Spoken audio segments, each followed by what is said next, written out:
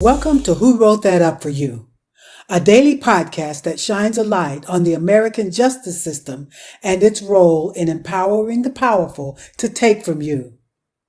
The justice system is the only branch of your government where an individual, rather than the collective, can make the system act for you.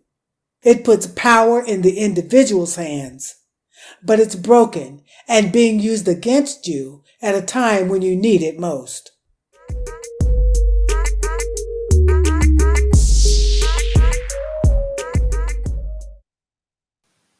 And we are live on Who Wrote That Up for You. Today is Monday, October 17th, 2022. I'm Sonia Ebron, co-founder at Courtroom 5. And I'm Deborah Sloan, the other co-founder at Courtroom 5. We have a wonderful show set up for you today. In a few moments, we will speak with Michael DJ Eisenberg. He is the creator and brain behind the Tech Savvy Lawyer. Before we get there, though, Deborah, what is on your mind today? Uh, Basically, lawsuits that are derived from things like the opioid crisis and things that shouldn't look as if they should that a lawsuit should be filed, but increasingly people are increasingly suing for things like I got sick because of this or that, and I can understand the opioid thing, but then there are other reasons that people are suing, like suing McDonald's because of the play area. But the thing is that if we can, that if someone can define what the claims, what the elements of the claim are, and the case can be dismissed, then there is something to that. And so we don't want to pass over that just to say we don't want a whole bunch of lawsuits. Yeah, we're going to have We're gonna have trouble with trouble with your your audio audio today. today. Okay. Fantastic. All right. Right. Well, yeah, fantastic. So, who wrote that up for you is sponsored by Courtroom 5. At Courtroom 5, we believe the courts belong to the people, in particular to the people who use them. And so, if you are in court without a lawyer, or if you need to sue someone and can't retain a lawyer to represent you, get yourself over to courtroom5.com today. Try a limited version of our services for free, and hopefully we can provide some relief for you. All right, with that in mind, I am happy to welcome onto the show Michael DJ Eisenberg. Michael, thank you for joining us on Who Wrote That Up for You. Sonia and Deborah, thank you so much for having me on. I really appreciate it. Fantastic to see you. Michael, what is your background and what led you to create the Tech Savvy Lawyer? So I've been playing with computers since 1980, so that makes me a little bit old. But since then, I've always had computers and software and programming in my life. And from high school, I went and got an undergrad and master's in engineering, and then I went to law school. But all along the way, I was constantly using a computer to help me. Typing was a godsend when it came to going into college, going to grad school, going to law school, because my penmanship was just horrible. But I could type so fast and I could use my computer so well with the copy and the paste and saving templates amongst, other things, multiple things. And it just really helped me move forward. And then especially with my practice, because when I became a solo 16 plus years ago, between electronic filing, using my scanner, using Acrobat to manipulate documents, using email, filing, the whole thing, it just made my life a lot easier. And I was finding that during the way, I was helping other attorneys with their tech issues. From as simple as I'd walk into someone's office, go, hey, how come you only have one monitor? Why not add an extra one? Your graphics card could easily handle it. And then I come back to them later, like, oh my gosh, I can't believe you told me about that. This is like the most amazing thing ever. And, teaching them shortcuts or snippets so that you just type a little something and automatically pops out something larger, like using text expander or shortcuts through your typing keyboard program on your various computers. And it just kind of stuck with me. And after like a decade of my wife going, Mike, please, you need to figure out how to like get that out there and, make something else from that. I came up with the TechSavvyLawyer page where I provide tips and tricks and articles about helping lawyers use technology to help themselves in their practice so they can best help the customer, the client, and also help themselves by recapturing time. And from that, as we are today, we're moving from blogs and web pages to podcasts and video casts. And so the podcast was just sort of a natural progression, excuse me. And I've been doing that for 3 years now, for coming up 3 years. And I was just awarded, where you and I got to meet in person at the American Legal Technology Awards ceremony in Nashville, Tennessee this year, 2020. I'm sorry, 2022.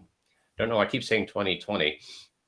And it was a complete surprise that I won. I knew I was a finalist, so I was going to be in the top 3, but I wasn't expecting to win. And when I did, it was just really fantastic. And you were nice enough to say hello afterwards. We've been in contact about through LinkedIn, which is also a great resource for attorneys to sort of network and talk and potentially find clients. And here we are today. Here we are. Yes. So hopefully I captured that quickly and didn't bore everyone. And no, fantastic, we'll fantastic. You have an interesting background as an engineer. So you sort of had it up on, I think, many lawyers who we tend to pick on as tech phobic, a little slow on the tech side.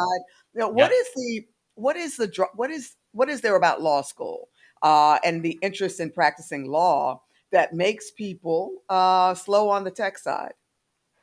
Well, I think part of it has to do with the fact that, no lawyer wants to hear, oh, we're going to make new case law. That's the last thing they want to hear. It's always, they kind of want to regurgitate the old thing into the new thing and not make any waves. Same thing with the practice of law. We have a set system of how we do things that ultimately we don't necessarily want to change because it works. So, how many of the older generation of lawyers actually can type? They're most usually used to handwriting or using a dictaphone or a dictation tape and just, rattle off their drafts. Nobody today has a secretary. Who really has a secretary, unless you're in a larger law firm or some bigger organization, or perhaps the government? And even the government, they're getting rid of secretaries left and right because most people can type their own documents, seal their own envelopes, and, do that secretarial duties. So it's still also just the unknown. It's the whole big internet that's out there, and people are just a little bit uncomfortable, when you hear things about, scammers and viruses and losing your personal data online or getting attacked by some sort of cyber attack. Unfortunately, law firms are a target because we have, PPI, private personal information like Social Security, date of birth, account numbers, perhaps even credit cards. So the scammers are out there. And if I recall correctly, a large law firm was recently hit, and they were not prepared. They didn't have a firewall. They didn't have backup. It was a mess. That's surprising. I would think that larger law firms could afford the sort of IT department or professionals or services that would protect them and provide sort of technical support and training to the lawyers in the firm. So this is not just a small solo firm problem. Right. Then. A lot of large law firms do and can afford IT specialists, but that doesn't mean that translates to the associate. Because that doesn't mean that they're used to it or they want to use it or they have good habits. There's an article recently talking about how big business that the employees are tired of having to type in their password into their computer at work. Can you imagine if that is the biggest draw or the biggest downside, I should say, because not only do they have to remember that password, then I got to do all the different logins to the different accounts and to the different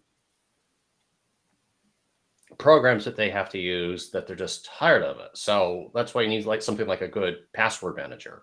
Yeah. I'm a big advocate of that. But because they'll leave the computer on not log out, go to lunch, get some water.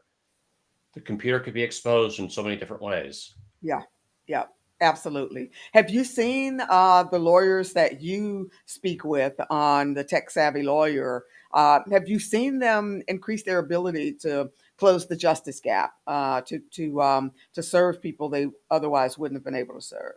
Yes, absolutely. And one way in particular is the DIY model, do it yourself, that sites like Hello Divorce, amongst others, and I forgive me, I don't have a list in front of me, but there's a bunch of them where basically you can kind of handle your own case.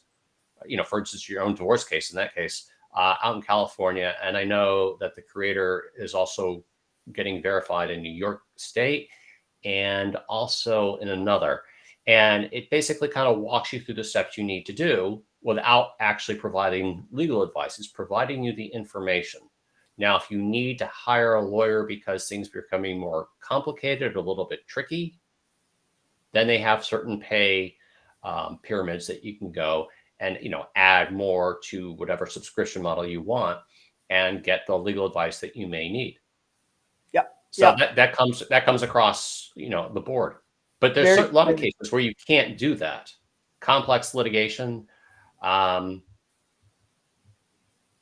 would say probably VA benefits, which is my practice area of Department of Veterans Affairs benefits, where the veteran has applied for benefits and either has been denied, been denied service connection, been denied the benefits, denied the proper rating, denied the proper effective date. And that's not something you could probably easily put into a DIY model. And you need be able to argue certain nuances. But when it's certain cookie cutter stuff, that's a lot easier. Yeah, and as you know, Michael, I'll be on your show coming soon. We'll talk about some of the cases that we handle at Courtroom 5 along a similar model. I Fantastic. look I'll forward tell to you that. what, we're going to take a quick break and let Okay. Deborah handle her quiz, and we'll bring you back for something of a lightning round. Be right Yes, back. ma'am. All right, Deborah. Who won Friday's quiz, if anyone?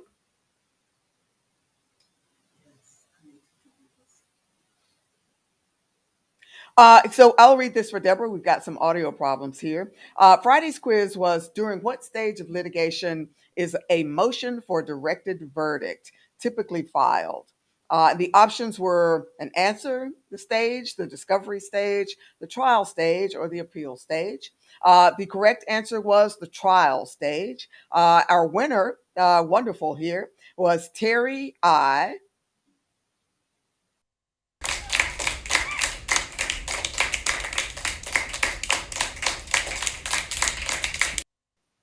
Congratulations to Terry there. Fantastic. And now for tomorrow's quiz, here's the question. At what point in your litigation should a defendant assert an affirmative defense? At what point in litigation should a defendant assert an affirmative defense? If you've got an answer to that or a good guess to that, absolutely send your responses in to quiz@courtroom5.com. We'll be looking for those over the next 20 to 24 hours, if you would. And hopefully we will have a winner there. Fantastic. All right. At this point, let's bring back a good friend, Michael DJ Eisenberg at the Tech Savvy Lawyer. So, Michael, there have been a lot of changes with the pandemic in the way the courts operate. And I know, for instance, one of those changes is that courts are much more likely to hold virtual or remote hearings. Do you think those kinds of hearings are helping folks who otherwise couldn't afford a lawyer? Oh, well, absolutely. Because, for instance, the people who have to attend, they get to save so much time. It's less time away from work. It's in many cases less distance traveled, especially for those out in the rural area. And for those who are disabled or have a medical condition that makes it either impossible or difficult to travel, they can do that right from their home. So it works perfectly for that. And I think the courts are really seeing the benefits of this. For instance, for the Department of Veterans Affairs, when you file that appeal that I was talking about earlier, one of your options is to have a Board of Veterans Appeals hearing. Before, you'd usually have to travel to Washington, D.C. to have a hearing before the BVA, before an administrative law judge. But now, or I should strike that. So I should say before, just as COVID hit, they were implementing a new virtual hearing conference where people, veterans could appear on their smart device, whether it's a tablet, an iPhone, or a computer with a webcam. The judge would be either in his or her chambers or from the office in their home. And I would be here in my office, and it would save so much time coordinating. It was easy, and it was quite effective. I was rather surprised at how effective it was, because one of my biggest concerns about doing a virtual hearing, let alone say a video hearing, like where you maybe show up somewhere else in the court and the judge may be in another location, is that you don't always get to convey your emotions as 100% as you do in person. Now, I was totally against them. I mean, I would do the video hearings when they were offered, where the judge and I would be in D.C. and the veteran might be in Texas or Montana out of the VA regional office there doing a video hearing. But I'll say that the virtual hearings have become a close second. But imagine, you need to express how much pain, how it is affecting you. Sometimes just seeing that person right in front of you says so much. But I will say that the virtual hearings have really come into a very, very close second, that I don't mind saying, look, if it's too much of a hassle, just do it from, your home, wherever you may be. Because I represent clients all across the world, mostly across the country, but I've got clients in Germany.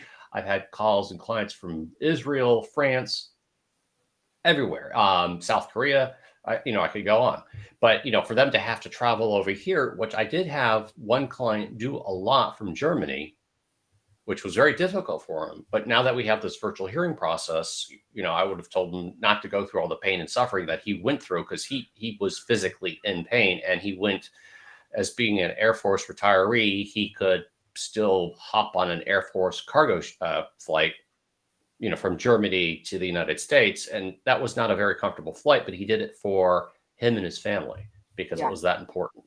Absolutely. Absolutely. That is certainly a time saver. And as you indicated, can reduce some pain that can be incurred in traveling. Tremendous benefit. I imagine there are some other things the courts have done to make the hearings and other procedures simpler, easier for people as a result of the pandemic.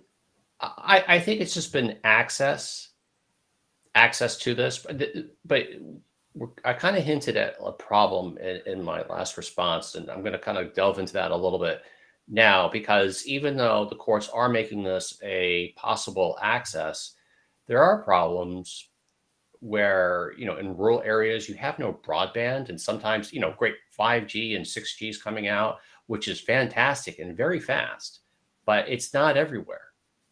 And even if you have 5G, 6G, or great broadband, you may not be able to afford the devices. I mean, think about it. For Social Security claimants, workers' comp claimants, some VA claimants, they may not be able to afford an iPhone or, even a decent smartphone, or even a cheap computer with a webcam.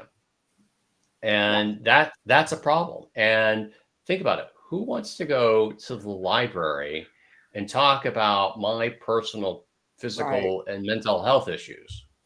Exactly. In public. Now, granted, they sometimes have rooms and whatnot where you can, take this off, but then that's going to become kind of crowded. And I don't know, it's still not quite the same sense in my mind. Now, others may differ in that, but going back to sort of finish the list.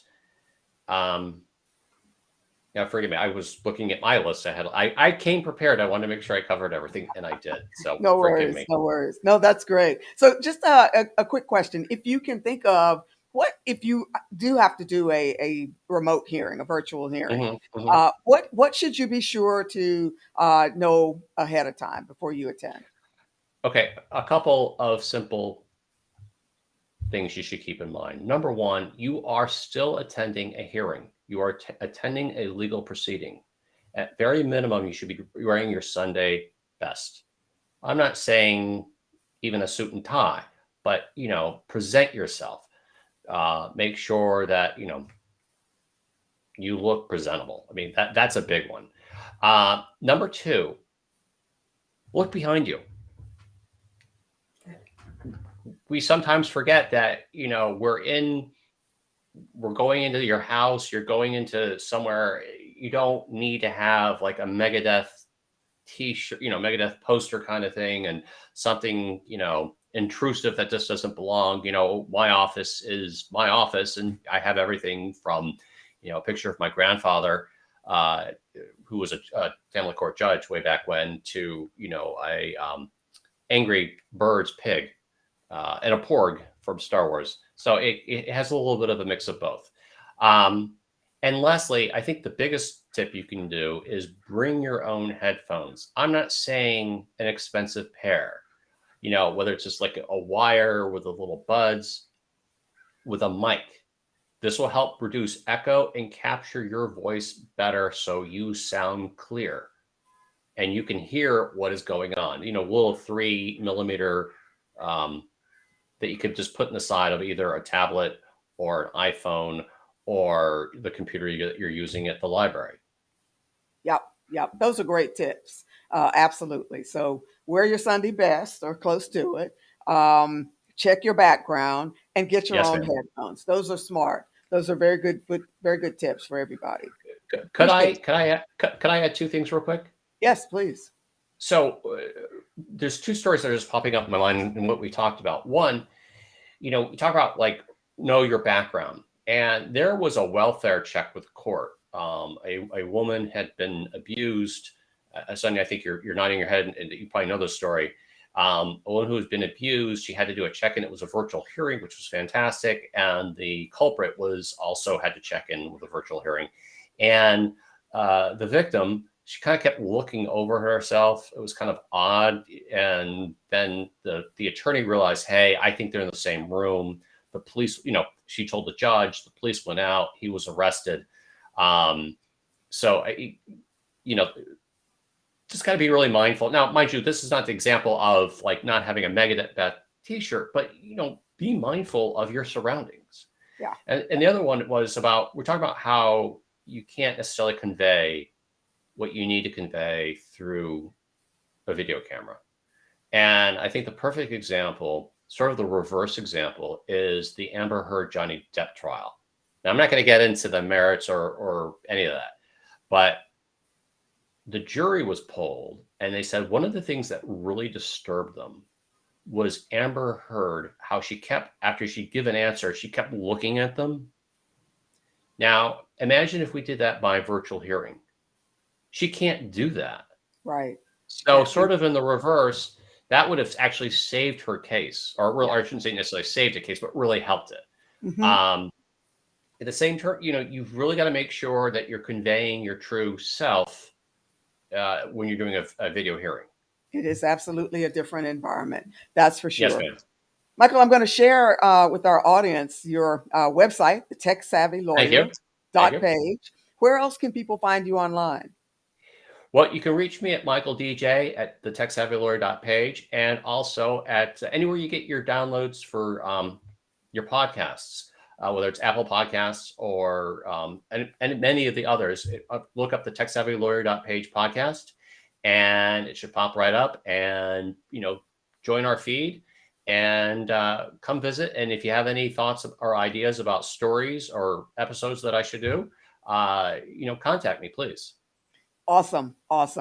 Michael, thank you so much. I'm looking forward to doing your show and sharing what we do at Courtroom 5. Thank you for joining us on Who Wrote That Up For You. Thank you both. All right. Fantastic, Deborah.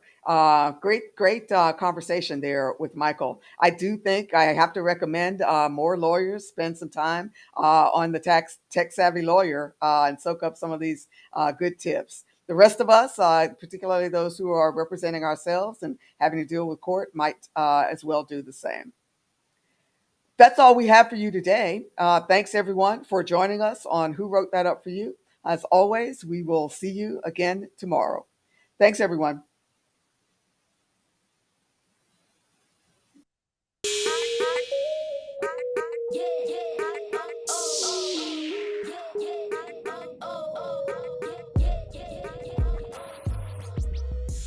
Are you feeling beleaguered, angry, or afraid, as if things are spinning out of control and you're powerless to stop them?